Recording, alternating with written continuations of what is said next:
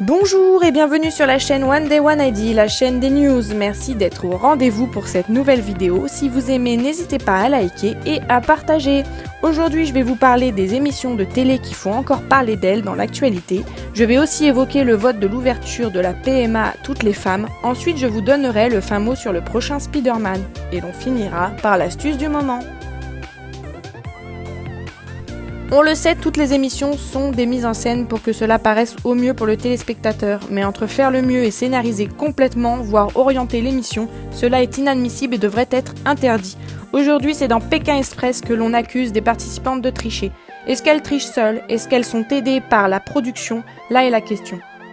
On le voit déjà tellement dans les émissions de cuisine et c'est aberrant, il faut le dire.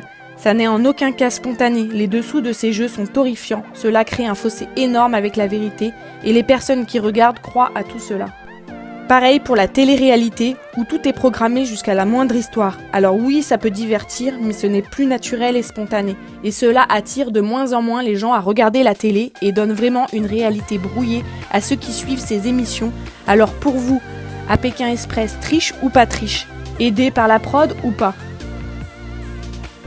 Vendredi 27 septembre 2019 marque le soulagement et le début d'une nouvelle vie pour les femmes qui souhaiteront avoir un ou plusieurs enfants par PMA, procréation médicalisée assistée.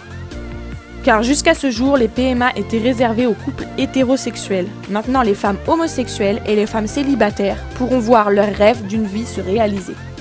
Cette nouvelle est déjà forte en émotion, mais elle est appuyée par le fait que ces PMA seront remboursés par la sécurité sociale.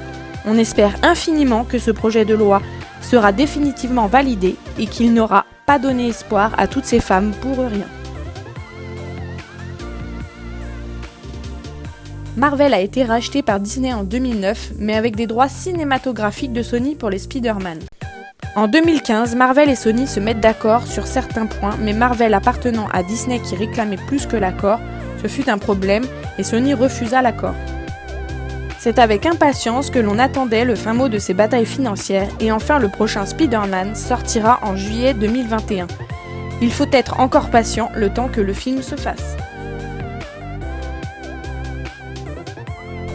L'astuce du moment pour aller dans le bon sens, remplacez vos produits ménagers seulement par le bicarbonate, le vinaigre blanc, le savon noir, le savon de Marseille mais le vrai et le citron. Le pas sera immense pour votre santé et le sujet phare bien entendu, l'écologie.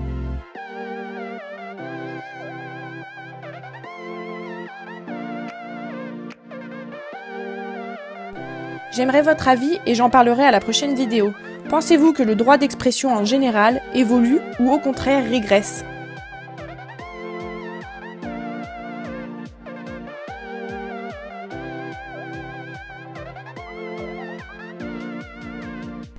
Si ce n'est pas encore fait, abonnez-vous à la chaîne et surtout n'oubliez pas, ayez de la suite dans les idées!